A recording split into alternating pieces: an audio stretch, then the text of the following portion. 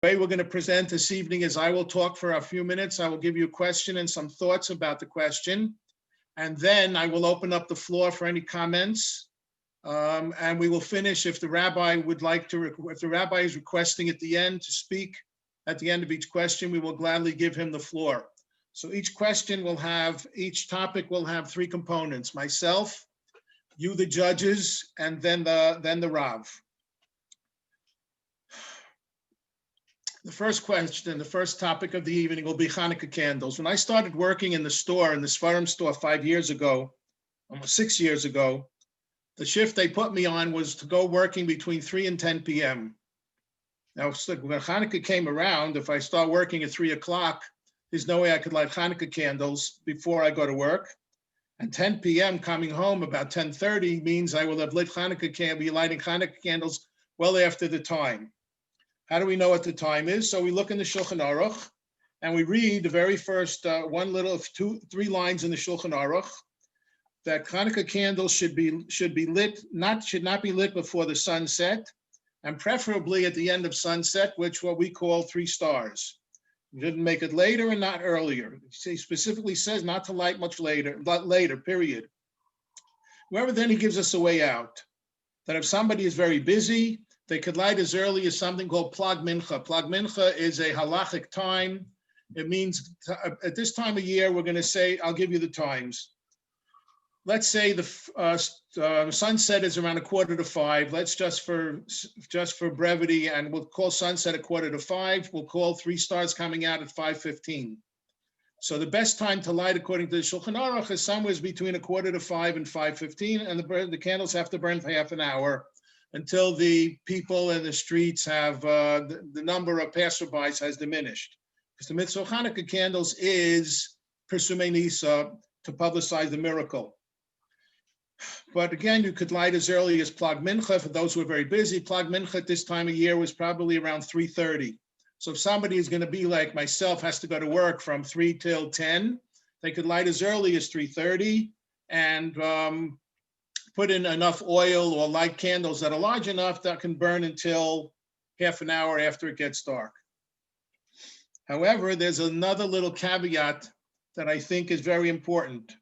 If somebody forgets and doesn't light at the correct time with sunset, he could light as long as there are people going back and forth in the street. As long as there are people outside, one could light Hanukkah candles. So let's see what that does. Given that I was working in Mei She'arim, I had at my beck and call enough rabbis, everybody coming in is a Talmud scholar. So I asked 4 rabbis when I should light candles.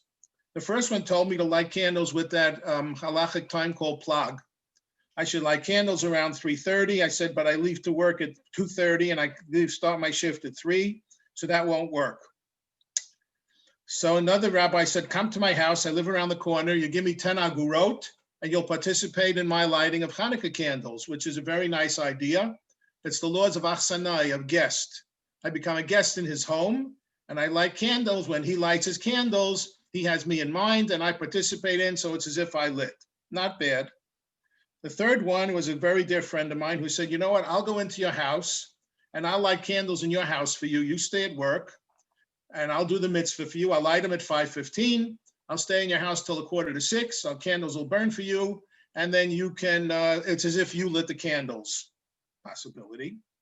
The last one said, just leave work in the middle, go home for an hour and a half, light the candles, come back to work, and tell the bosses it's Hanukkah and you're going to go leave work for 3 hours. Not really. So I'm going to open up the floor if anybody would like to suggest what I should do this year. Of course, I found out this afternoon that I am going back to work at Manny's starting this Thursday, which means there will be, and I will be doing, so again, night shifts, which means I will be working again from 3 or 4 till 10 p.m.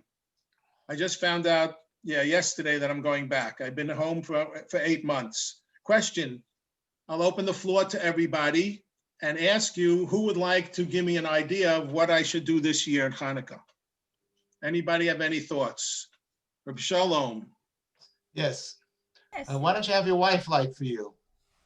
So this year my wife could light for me, but she's not going to be around most days, most of the time between late afternoon and nighttime till I come back. She's going to be out as well. That would be another alternative, but she's not going to be anywhere near our home during actually all of Hanukkah. She's going to be out and come back late. So that one's not going to work. You can still light yourself at 10:30. I could light myself at 10:30. How about the store? That's where we're going to be going to. You hit the nail on the head, but we'll get there in a minute, and I'll explain why. Anybody else want to present a thought? Why don't you light in the store? That's illegal. Oh, okay. Can you imagine lighting Hanukkah candles in a bookstore where they're all paper and books? Try and light in a hotel room. I'll go to your house. So I have somebody who offered to come to my home. That would work. Okay. So what I'm going to do is, there was a posek 10, 15, 20 years ago named Rav Shmuel Voisner. He wrote the Shilas and Chuvas Sevet Halevi. He was a student of Meir Shapiro, the founder of the Daf Yomi movement, and he learned actually in Lublin right before the war. He came to Israel and he was one of the Gedolei Poskim. He was looking at the law from a different point of view. Instead of looking at the law of when we should start to light candles, he looked at the next line. One should light candles as long as there are people walking in the streets. If there are people out and about, you can light candles. So that would be a better solution for me, because today we don't have the problem of people not out and about half an hour after dark. When the Shulchan Aruch was written, there were no street lights. People there weren't out and about. Today we have people walking their pets. Today we have people going to work, coming home from work. We have people working night shifts, hospital workers, policemen, firemen, etc., bakers. The guy who delivers my newspaper is here 5:45 every morning. And I'm sure he's not getting up at 5:30. He's getting up way earlier. So we know that there are enough industries and types of employment where people are out pretty much all night. So that's probably what Rav Weisner paskin, that was his decision, that anyone who can't light in a timely manner can light as long as there are people out and about, and there are people out and about late today. So we could light even at 10:30 at night at home. Very good, Shalom. Give yourself 1 point. Yay. Okay. Nobody else? Rabbi, you have a thought? Rabbi gone? I want to know if they have to be out and about on your street. That's a good question, Anita. Actually, it's an excellent question. I don't have to worry about that. As long as there are people still out, the street lights are lit, cars are driving by, people are walking by, people getting off the bus, people getting on the bus. Our buses run till 1 a.m. They pull up sidewalks where I live at 9 o'clock. Oh, dear. That's I would why still I say asked. that if you came home 11 o'clock at night and you need to light, you can light at 11 o'clock, even with the sidewalks pulled up. Thank you. Okay, I think, did we lose the rabbi? No, Hovevi, I'm here. Okay, you have a thought you want to add? So I'll just say, the Rishonim ask, and I don't want to take too much time, they wonder whether or not b'di'evad one can light kol halayla, right, the entire night. And halachically, it's accepted, also the Shulchan Aruch paskin that way, that one can light the candles the entire night. The only question that comes up is regarding the bracha. Do I light with a bracha or do I light without a bracha? The Shach and other Achronim really do debate this a lot. And the end result is that most people accept the fact that you can be doing Pirsumei Nisa to yourself as well. But let me say something. Today, we have Zoom. Today, we have Skype. Today, we have many, many other ways where we're able to be mefarsem the nes that we never had before. So one of the interesting psikot halacha, and again, I don't want to take more time than this, a couple more seconds, is that if anybody really gets home very late at night, 11, 12, when kvar me'aregel me'ashuk, there's nobody around, even though halachically there's a lot to be somech on that one can light in his own home, even though it's just him and that's enough for Pirsumei Nisa, you can always have a friend through Zoom, just open up for a minute, really look at the candles for a second, and then you're actually mifarnesem the nes halachically, and you can be somech on all those who say you have to have another person, and then you really yotze lechol deot, because the idea of hadlakat nerot is pirsum nes. So here, in order to be yotze all the deot, I think that's a wonderful way to solve the problem.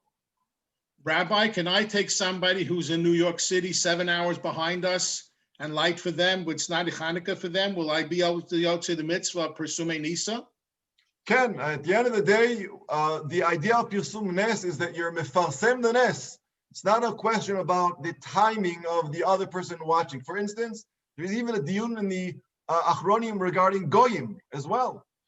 Whether or not that, there's a whole, I don't want to take too much of your time, but there's a question about Chayalim, people in the army who are in some kind of place all the way up north by Lebanon, and he's a dati, he has to be, and he wants to light candles, even though we could say ha'ofsek b'mitzvah patur min mitzvah, but he wants to light. Should he say it with the bracha or not? Let's say he has an Arab or a Palestinian on the other side. Is that enough of Pirsum Nes? Again, this is a little bit bigger of the topic. I don't want to go off course, but I definitely think that Zoom or Skype or any other way, when somebody's alone and wants to make the bracha and biyotze all the diot, I think it's definitely enough to even biyotze the shach and others who really say that you need another person. Thank you, Rabbi. I want to go on to another question, which definitely happened to me last year, Pesach time. No, not this Pesach we just finished, but a year before that on Pesach, the Pesach we just had, nobody was going anyplace. The question is, if can certain relatives come to the Pesach Seder? In many families in America and probably other parts of the world, there are intermarried relatives. I have relatives, both first cousins and second cousins, who have intermarried out of the faith. Can one of these intermarried relatives come to my Pesach Seder? What's the question? We go back into the Chumash and we look in the Chumash, and the Chumash says, Kol ben necha lo yochal bo. The Art Scroll translates that as an alienated person. Rashi says, we're talking about a non-Jew, or we're talking about, I guess, a self-hating Jew, someone who denies the validity of any Torah law. The Pasuk also says, Kol arel lo yochal bo. Anyone who's not circumcised cannot participate in the Pesach Seder. So I asked a number of people, again, in Mea Shearim, where I was working, can I bring a non-Jewish relative to my Pesach Seder? Where does this come from in the Gemara? Let me read to you a little bit of Gemara. An event that happened to a Tana named Rabbi Yehuda ben Beseira. It's a brief Gemara, but it tells us a lot of information.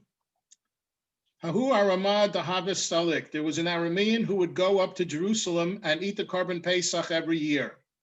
Amar, he once said to Rabbi Yehuda ben Beseira, it is written, any stranger may not eat from it, from the Paschal offering, and anyone who is uncircumcised may not eat from it. But I eat from the best cuts of the Pesach offering.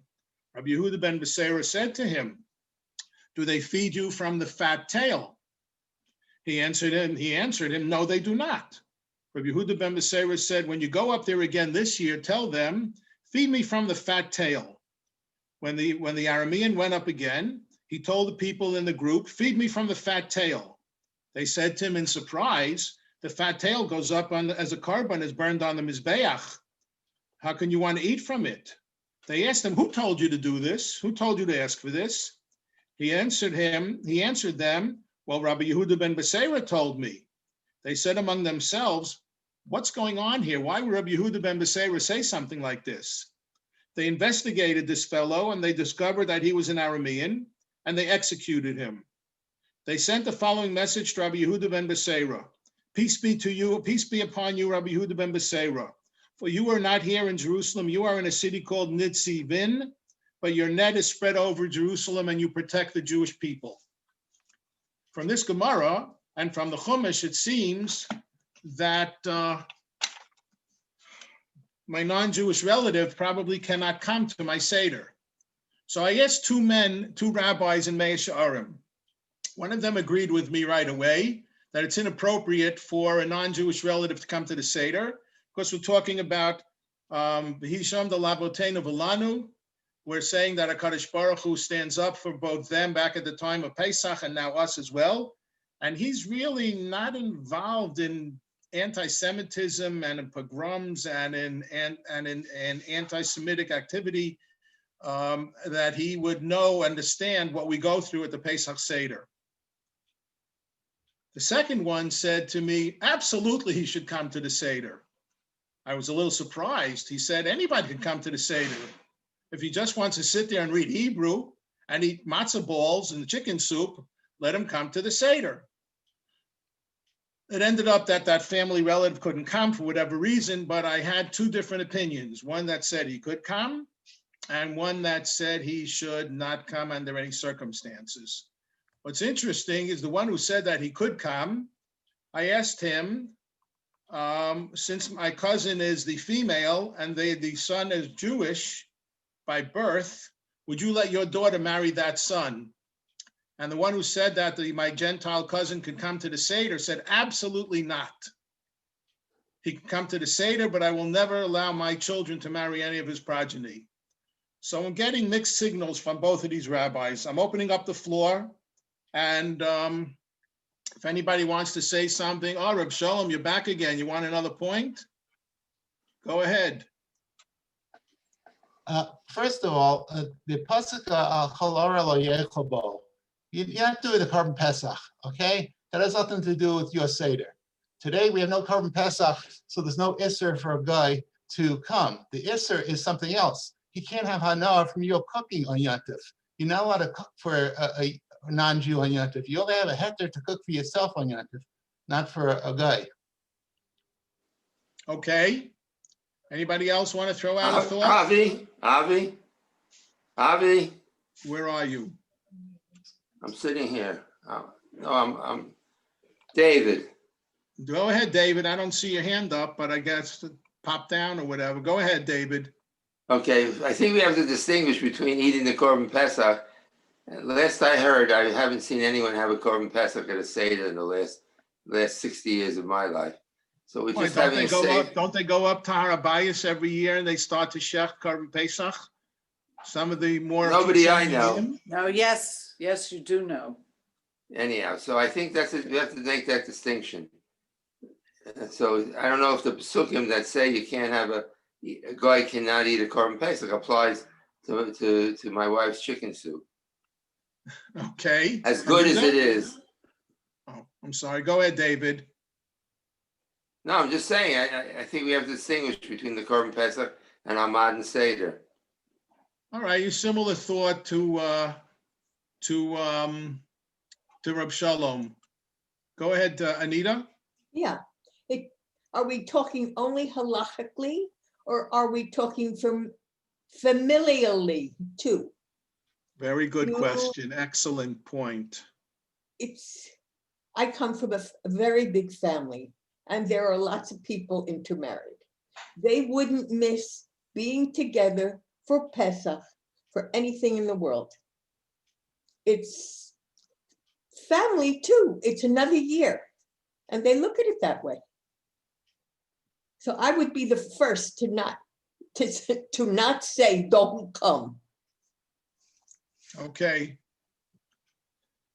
I actually, my understanding, it was very similar to my, excuse me, to my friend Shalom Rothman, and also what David said, and that I think is the correct response.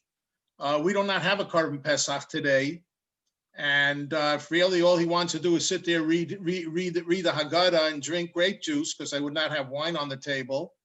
That's all he wants to do is drink grape juice and eat my wife's matzah balls. I guess I would let him. How I would deal with cooking for a non-Jew on Yontif, I'd have to think about that one, Shalom. But yes, I would let my non-Jewish relative come to the Seder. Would I let him drive, or would I make him walk with my cousin? Would I let them drive to the Seder? Rabbi, you have any thoughts? Unmute yourself. Rabbi, you have to unmute yourself. No, I don't want to take any more time. I feel bad as it is taking up No, time. we have about 5 more minutes on this topic. I have something to say. I Okay, was divorced and I had very, very dear close friends. He was a rabbi and his wife and 5 children. They were very good to me. And my mother decided that she would come and spend Pesach with me. So I said to my friend, I can't come to Seder because I'll have to make one with my mother and me because she can't walk. It was far. So she said, let me talk to my husband. And she comes back to me and she said, drive. And he has very big smicha and the congregation and everything. And he said, drive. wow. Because he knew if I didn't, my mother and I would be alone. And that would be no Seder. Yeah, that would be, that's what we had this past year. We were all alone. Everybody was alone this past year. Everybody was alone. But I had my husband with me. And it would have been different if it was just my mom and me, because she doesn't know anything. Allah Shalom. What about a Muslim who is circumcised? Can they come to the Seder? I thought all Muslims were circumcised. Muslim circumcised, the religious ones circumcised at the age of 13 or whatever they do. Can they come to the Seder? Now, question number 2. Can a hemophiliac, Jewish hemophiliac, who cannot get a bris milah, can he come to the Seder? Because if he gets hemo, he's missing clotting factor 11 or 10 or something like that. And he cannot have a bris milah. And today, maybe they can. If the male is ready with the physician and they have a bag of clotting factor, they can try and do it, whatever. What about Americans? Anybody? The hemophiliac, I'm sure he has faced other questions. This is Harriet. Harriet, I can't see you. I don't know why. What do Can I you do? open up Your your video video? switched off, Harriet. Oh, Harriet, you know switch what your it video is? on. Okay, because I'm doing it on my phone. There All you right. are. I can see you now. Hi. Okay. Hi. So the hemophiliac, I'm sure he has had many other halachic questions along the way, and I'm sure this has been cleared up. And because of his medical condition, to be deprived of a proper Seder would be heresy, in my opinion. Okay, what was the other one? A Muslim who's 13 years old and has a bris milah, who has a circumcision. I would say if his heart and his attitude is in the right place, he is a Ben Avraham, and I would have him come because I think it's role modeling and teaching other people who we are, and they can go be our light unto the nations. And that's the other thing that I believe that a non-Jew also, they need to see and hear, maybe ask a question, and we have to be careful with how we answer. And some of the things we say, it's got to be with a little more finesse. But, and again, because we're in modern times, we don't have the Korban Pesach. It's not what it was. And that's the answer that we have today is we don't have a Korban Pesach.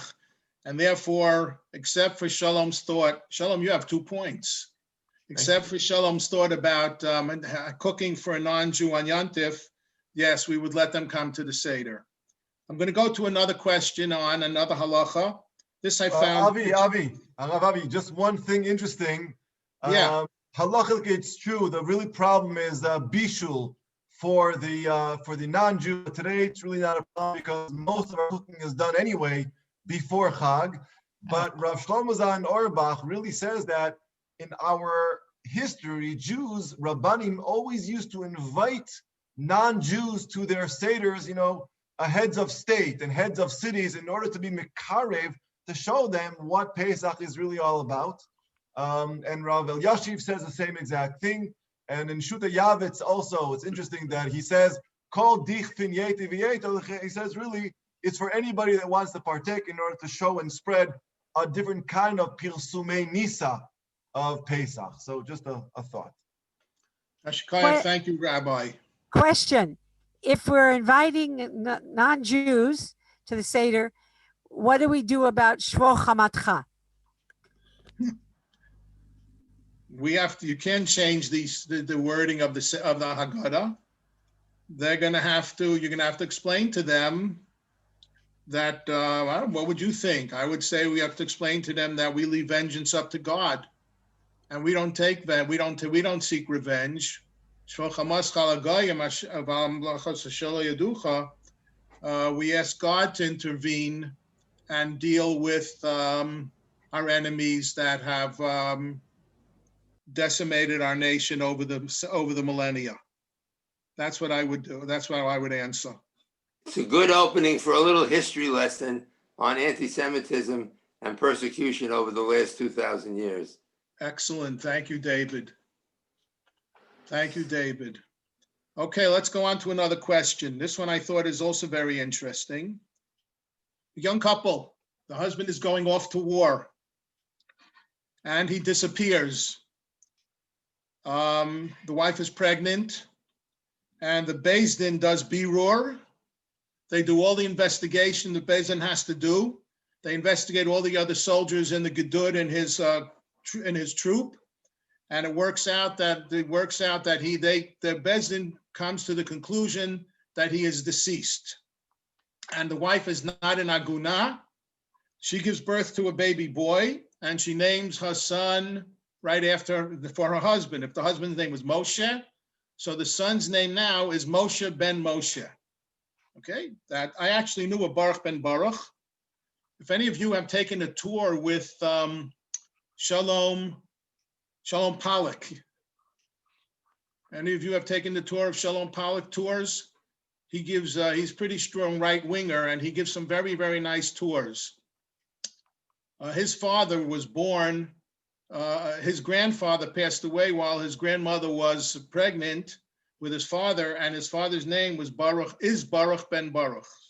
So we know, I only know of that one case. So now we have a young little baby named Moshe By ben the way, Moshe. Shalom's giving us a tour tomorrow morning in the Old City. If anybody wants to come, Shalom Pollack giving a tour in the Old City tomorrow. Yehuda, you have to speak louder. I said Shalom Pollack is giving a tour in the Old City tomorrow. If anybody wants to come. Anybody who wants to go, contact Shalom Pollack. His tours are great.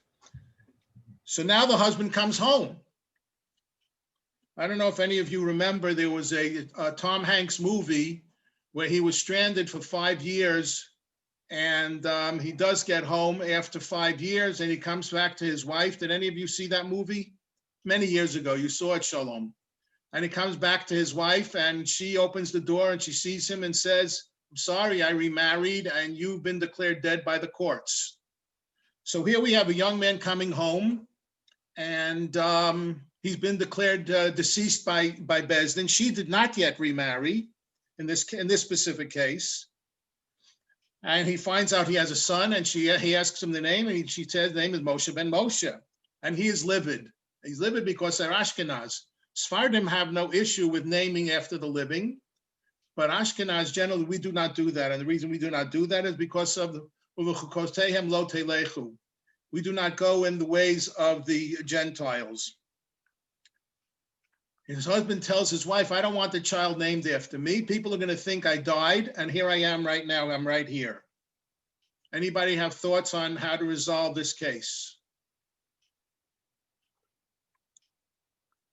Anybody want to chat? I lost every... I think the first step would go back to the Beis Din and present the evidence and throw it in their lap. But he's alive. He's alive. You don't need evidence. That's the evidence. That's what I'm saying. He goes with the wife, with the baby, and he goes to the Beis Din and says, "This is what happened. Now it's in your lap. My husband doesn't want." Okay, so what should the Beis Din? So what should the Beis Din do? I don't know. Yes. That's above my pay grade, Avi. Okay. Mervyn, I lost everybody's name. You've lost I got him everybody. back. Okay. I have a thought. I think they can give the child another name and call him by that name first. Okay. That's what we do when somebody is sick. What do? We add a name to the person. And the name being Moshe ben Moshe, his name would be Chaim Moshe ben Moshe. Actually, that's what Reb Menashe Klein says. Menashe Klein is a prolific halachic writer. He wrote a sefer called Nishmas Halacha. And he says, just like based on the Gemara in Eruvin, he quotes a Gemara. We have a father was alive and the Gemara accepted it. So here we just add a name. Okay. But Rav Zilberstein in the Chashukei Chemed disagrees. And it comes up in the where in the Torah do we have where there's a disagreement between the husband and wife on what name to give the child?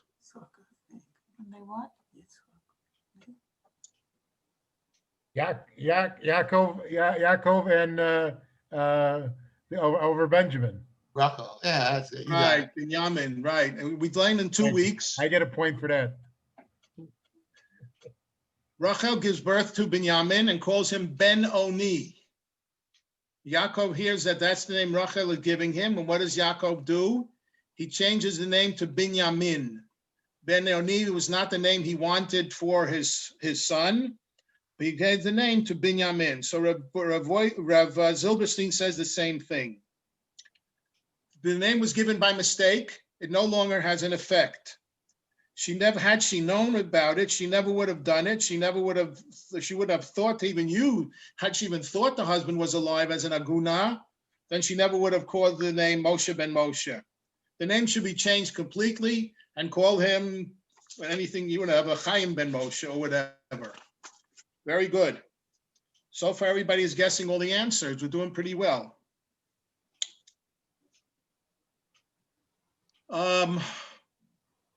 A girl is adopted at birth, raised in a religious Jewish home. Everything is fine. Now she's at the age, as a late teenager, and she decides she wants to find out who her biological parents are. Is there a halacha involved in her seeking out her biological parents? She says, maybe I want to sit shiva for them and should they die. I want to do kibbud ava'im. I want to honor my parents, my biological parents. Does the halacha have anything to say about this? Anybody want to have a thought? Anybody want to throw out a thought?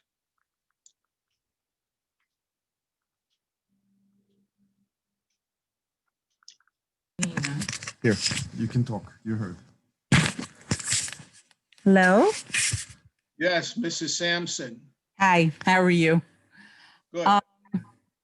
So who her biological parents are does have an afkamina for Shiva, for Kivud Ava'im, for other things like that.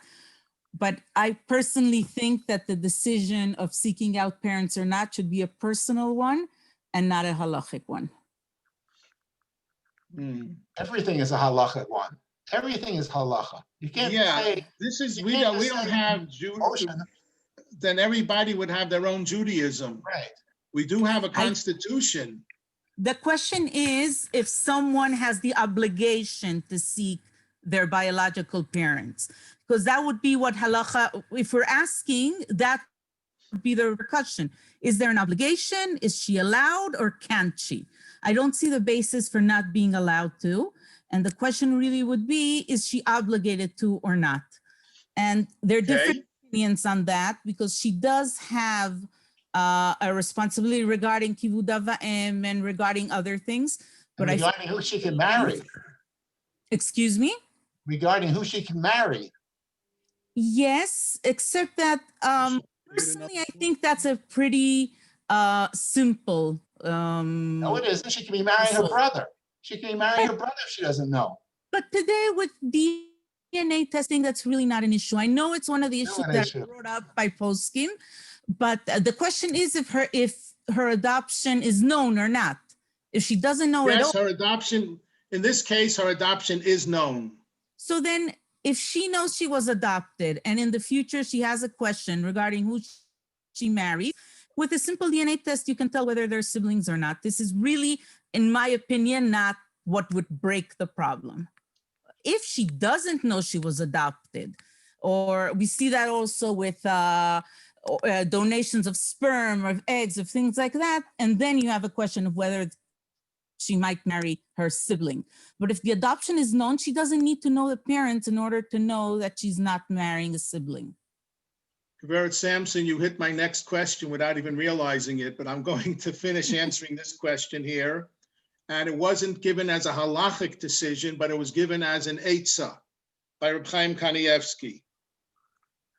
Reb Chaim Kanievsky said she should not go seek out her parents at all, unless there is a whispering, he called it, a whispering in the streets by all the yentas. If all the yentas who walk past her and they see this girl in the street and they say, who's going to want to marry this girl? No one knows who her parents are. No one knows what her background is. Is she a Stuki or an Asufi? We don't know anything about her. Then Reb Chaim would say she should go find out who her parents are. But if there's nobody there's no talk about her and it's soon time for her to find a shidduch, then, and she wants to go, Reb Chaim Kanievsky said, no, she should not go. She's in a good home. She got good parents, good family, good foster home, etc., etc. She should not go. Not only that, she should do kibbud av va'em for her adoptive parents, and after 120 years, sit shiva for her adoptive parents, and not for her biological parents. Shalom, as to the question of whether or not she's going to marry her brother, I have to think the only answer that I can probably think of is that this is a Shomer P'sayim Hashem. This is something bigger, and that HaKadosh Baruch Hu would make it for sure that she would never come across her brother in the shidduch process. I really believe that would happen if we followed Reb Chaim. I really believe it. Okay. Mrs. Sampson, what's your first name? I'm sorry. I don't think we ever met. Hi, I'm Goldie. Nice to meet you. Nice to meet you too, Goldie. Okay, my name is Abi. I'm Yoetzet Halacha, and I work specifically with infertility, which is why these questions are very relevant for me. Okay, well, I got two more questions and I don't have enough time. So I'm going to run into one and I'm going to leave you all hanging because I'm not sure of the answer.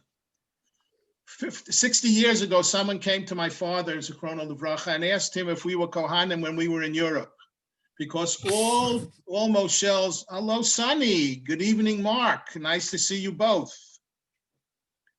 All Moshels in Poland, where we come from, were all Moshels were Kohanim. My last name is Moshel. My father answered this fellow who he had never seen before.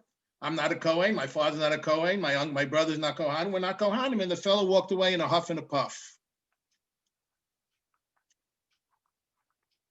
This was easily 60 years ago. And obviously there was no such thing as DNA testing at that time. So the question that came to my mind is, what do we do about Kohanim today and DNA testing? We know that there's a Kohen gene. I Googled Kohen and gene just right before the evening, right before we started. And somewheres in 1989 already, 1995, there were already articles being written in major medical journals and scientific journals, Nature and other valid and respected journals of the Kohen gene does exist. And 109 Kohanim were tested in whatever. Yeah, at some point in time, 97 of them had the Kohen gene, which is after 3,300 years from descending from Aaron HaKohen, that's pretty good. 97 out of 190, what did I just say? 97 out of 106 Kohanim had the Kohen gene. I don't know much about genetic drift. I sort of forgot all the science I learned back in college. But even if we don't have genetic drift, we do have Pareto's law. Anybody know Pareto's law? Pareto's law is it's the 80-20 rule. Pareto, 80% of whatever you have and do happens with 20% of your population, and 20% of whatever you do or sell or buy or work at is used by 80% of your population. Approximately today, 80% of Kohanim in the general population have the Kohen gene. Sonny, did you take the test? Mark? I didn't take the test, but to my surprise, one of my sons visiting us from London on one occasion said, "Oh, by the way, I just a few weeks ago, I spat into a tube and I sent it off, and it came back and said that about 98% commonality with people called Cohen, and we can trace back your descendancy to about 3,000 or 4,000 years in the Middle East." So I reckon that was a kosher stempel. But I think one goes according to minhag, to precedent, and our very unusual Germanic sounding name, we find that nearly everybody, there are not that many people in the world with that name, but there are some, and they're all Kohanim. Jeff Rappaport, when he came to, I was told back when I lived in the States that all Rappaports were Kohanim. And when Jeff moved into town, I asked him, "Are you a Kohen?" He says, "No, I'm a Levi." I said, "I was told that all Rappaports are Kohanim." And he said, "No, I'm a Levi, and I can prove it because we found my great-great-grandfather's grave in wherever there was in Europe, and he had the cup of water on the stone." So Jeff was able to go back 200 years and show that there was a cup of water on his stone. I also know, Mark, I also know 2 Rottenbergs. And I don't know if all Rottenbergs are Kohanim, but you're not the only Rottenberg that I know that's a Kohen. I know another one besides you. So the question is what is DNA enough proof for us to show halachically to be used? I have a lot of stuff on DNA. I don't think we could do it all. I heard a shiur given by the Av Bezdin of the RCA in Chicago. What's his name? Reese, Rabbi Reese. Rabbi Reese gave a shiur on DNA and how the Bezdin uses it today. If it's used to identify a specific person on that person, then the DNA would be, then the Bezdin will accept the DNA. For example, the 3,000 people killed in 9/11. As of this date, maybe barely 1,700 were identified. They still have remains from 1,300 people that they can't, or they don't even have all the remains, or they're mixed up in a big box that they can't even identify who these people were. That they're willing to use DNA for, Bezdin. But to use DNA for someone else, to prove someone else, the Bezdin is still reluctant to use this, and perhaps that'll change over the next 5, 10, 20 years, and they're moving very, very slowly. I'm working on a case, and this is personal, I'm involved in a case since I was in the States, a Jewish couple. She was not capable of having children because as a teenager, she had to receive chemotherapy, and she was infertile, and they wanted to have children. So he donated his sperm to a sperm bank.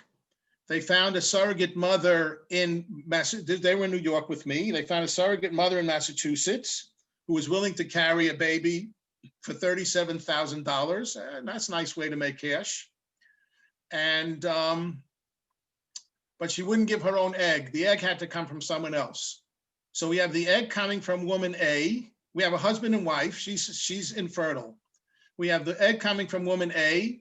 We have the surrogate mother as woman B. Neither A nor B are Jewish.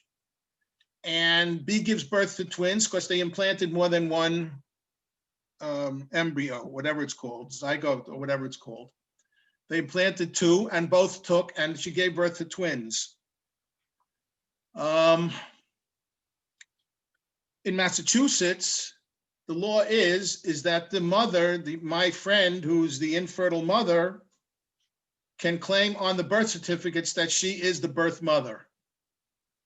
And that's very frightening because these 2 boys are now being raised thinking they're Jewish, and now they are 10 years old. and they will be heading for bar mitzvah I guess in 3 years from now. And the grandparents and the parents have committed and agreed never to tell them who their real mother is or whatever, where they came, the whole story. Where I'm going to go with this with the family, I've been trying to talk the parents out of giving them a bar mitzvah unless they can work with a local rabbi who deals with conversion all the time. But this is an ongoing case that I've been dealing with now for 10 years. Anybody want to give me some advice? If not, I'm just going to continue dealing with the local rabbis in Brooklyn. Well, it's a little late, but they should have made the gerus when they took the kid in as a baby. They should have made the gerus. Okay, it's a little late now. They could have, but still at 13, they would have to say to the boys, you have a choice. You want in or out. And if they say out, they can go to McDonald's and eat cheeseburgers. That's, it all comes down to everything we've been talking tonight doesn't depend on everybody's personal feelings. I feel like this, or maybe it should be like this. Everything comes down to halacha. Okay, so we have to get out of that mindset that it depends, I think, it doesn't feel right or it doesn't seem right. Get down to the halacha. That's the bottom line of everything. So that's what depends. Thank you, Shalom. Okay, so I just wanted to leave this one open. Anybody wants to see me in shul or help me out on what I want to do with this case? Rabbi, if you come up with a thought on this case, I will gladly ask for help. What Last sort case- of thing, Avi, what sort of thing would you be doing? I mean, what is that's your a good role? question.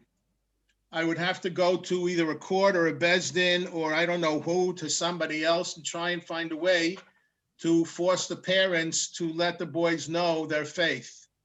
There was a trashy novel written by Noah Gordon called The Physician, I don't know, 30 years ago, a real trashy novel where a Christian, it takes place in the Middle Ages, and there's a young Christian man who wants to become a doctor, but you're not allowed to do autopsies in Europe at that time.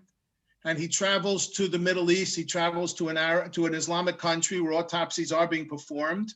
And he claims to be Jewish because he can't claim he's Muslim, and they're not going to claim he's Christian. They'd kill him. He claims he's Jewish in this novel. And he learns all about, he does autopsies with the other physicians in training in these Islamic countries. And he comes back to Europe. And the first thing he has to treat is a couple of cases of inflamed appendicitis. And he knows what it is because he studied it. And the doctors in Europe have no idea what appendicitis is. And of course, there's a whole, I don't remember the rest. I don't even remember the rest of the book, but I found it interesting that someone even wrote a book about this topic and had to deal with the differences between Christianity and Islam in the Middle Ages on their views about autopsy and medical training. I'm going to run into the last case, and Can I I'm going just to make a try and get comment us out about of here this? in time. Hello, can I make a slight comment? Please. I concur that one has to follow halacha to the utmost, but Can we see who you are? my name is Mrs. Epstein's husband. Okay. Oh, Rebedi, Shalom Right. Aleichem. So, but I don't want to take too much time, but I get very emotional when this topic comes up. The Stipler had an intern, the person doing shimush and learning the ropes, so to speak, as an intern for the Stipler. And an old woman comes with the chicken, and he goes and dissects with all kinds of DNA and analytics from the labs to figure out whether this chicken has any pagam or any kind of mum or whatever it is. And he goes to the Stipler and he says, I checked up the chicken from head to toe, from mane to toes and everything. This is definitely a problematic halachic problem over here. So the Stipler asked him, you checked the chicken from top to bottom, yes? Did you look at the almana? And halacha itself is something which actually means from the word mosif holich. It's not just to open up the text and it says, okay, 2 ovums, this thing and that thing, puzzle. It has to be done. I would suggest that you don't go to a basting and you don't go to the RCA division. You go to somebody like the Stipler, a gadol, who is an unav and who knows his stuff, and let that person make the decision. We're talking here about Yiddish in the Shemas, the best nefesh asher sabacharon has to be the topic. You're going to tell these two kids they're not Jewish, they don't belong in a Jewish home? What is their destiny if you disallow them a bar mitzvah? I'm not making a heter over here, but one has to be very careful because you're discussing the Yiddish in the Shema if the halacha truly is explored. Finish. Thank you, Rabbetti. I want to go to one last question. Then we have to turn the clock back and you all have to work with me. We're going to go back to October 18th of this year, a month ago. And we're going to talk about the admission of Saib Erekat to Israel. Should he have been allowed to be entered to come into Israel for medical care? That's the topic. Thank you, Harriet. Should he have been allowed to come into Israel? Remember, and I don't want to go back to last week when he died, I'm sorry. But the question is should he have been allowed to come in? What has he done for the Jewish people in the last 25, 30 years? He is the Palestinian propagandist. He is a chief negotiator between the PA and he spreads lies about Israel. His goal is to criminalize Israel to the international world and try Israel in the International Court in The Hague. He rants endlessly about Israeli oppression. He fabricated the Jenin massacre. Do you all remember the Jenin massacre, where we saw 7 bodies laying on with a sheet over them, yet their feet were moving, there were people standing over them talking to them, and we were all supposed to believe that these people were massacred by Israel, and they were really a bunch of actors or just people laying there with a sheet over them. He also penned a lie that troops at checkpoints give Palestinians corona.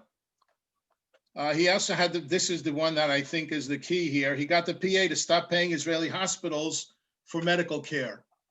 And now Mrs. Erekat calls and wants to know, can we get him into Hadassah? Of course, our certain people on the far left would love to bring him into the country and show how we turn the other cheek, if that's even a Jewish concept or a Christian concept. But I think the crux of the question is what if Joseph Goebbels in 1943 wanted to come here to get medical care? Let's say we had Hadassah in 43. If he wanted to come here for medical care in 43, is there a difference between Goebbels coming here? And is there a difference between Erekat coming here?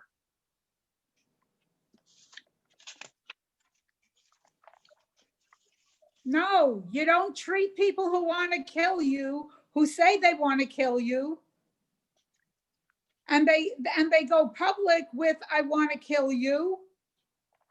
Who does that? Any other country ever do that? Do you remember the woman who was treated in ophthalmology in Hadassah about 2 or 3 years ago, and she came back at the border crossing with a lot of explosives under her burqa there, and she wanted to, and they caught her at the crossing, and she wanted to come in and blow up the ophthalmology department where they were able to give her sight back. Right. Let's think about this for 1 second. We go to Purim. What happens on Purim? We have a pasuk in Mishlei, Ben foloi vecha al tismach. The Gemara in Megillah talks about this. Rabbi led me to the Gemara. If you have an enemy, we're not supposed to be happy when our enemy falls, okay? Yet on Purim, with Haman hanging on the tree, we sit down, not only we have a Suda, we have Mishloach Manos, and we have Matanos Levionim, and we have all these kinds of programs for the children, etc. Is that not a conflict between Ben foloi vecha al tismach and what the Purim stands for? And with this, I'll close. Ben foloi vecha al tismach is written in singular. It's oivecha. Cha means singular. Oyev shelcha. What Shlomo HaMelech wrote in Mishlei comes to deal with an individual who has an individual enemy, whether it be Jew or non-Jew. If someone is not in love with George Soros and on an individual level and has had terrible dealings with him, that could be someone one could fit in the pasuk of Ben foloi vecha al tismach. But when it's on a national level, when it's on a national level and it's the entire nation of Israel, we can follow Harriet 100%. And we could say to Mrs. Ericat when she calls, I'm sorry, no habla español. We don't speak English and we cannot help. We really are just about running out of time. Avraham, are you going to say goodbye to everybody? Sure, if you'd like me. Okay. Unmute yourself. This is your chance. Before Avram Okay. starts, So- I just want so thank you everybody very to know much. that, Avram, give me one more second. Sure. This Shabbos, I'm going to be giving the English sermon after the second minyan at the 8:15. I think there'll be an 8:15 in the back of the shul. And I will gladly want to continue any of these topics if anybody wants to chat. Okay, Avraham, you're on. Very much to Rabbi Avi Moshel for a very thoughtful discussion panel. And again, I'd like to thank the organizing committee, Irene Grossman, Mervyn Dubov, who bring us excellent lectures over and over again. Thank you very much and have a good night. Good night, everybody. Thank you for joining. I hope you found this informative. Anybody wants to chat, I'll thank you, Harry. And anybody wants to chat? Kol hakavod. Thank you, Reb Shalom. Nice to see you. Where's the boss? She left. Oh, there she is. Good night. Good Night, night. Irene. Night. Okay, thank you all for coming. And I'm always in shul. You could always chat with me. Doesn't look like Good night, Rahela. Avi. Yeah, Excellent. sure. Thank Yeah, you. sure. Thank you so much. Night, everybody. Good night. Lila Lila Tov. Tov. Chodesh Tov. Yosher Koyach, Chodesh Tov. Okay, thank you, Avi. You're welcome. My pleasure. You hang up first. I'm not leaving.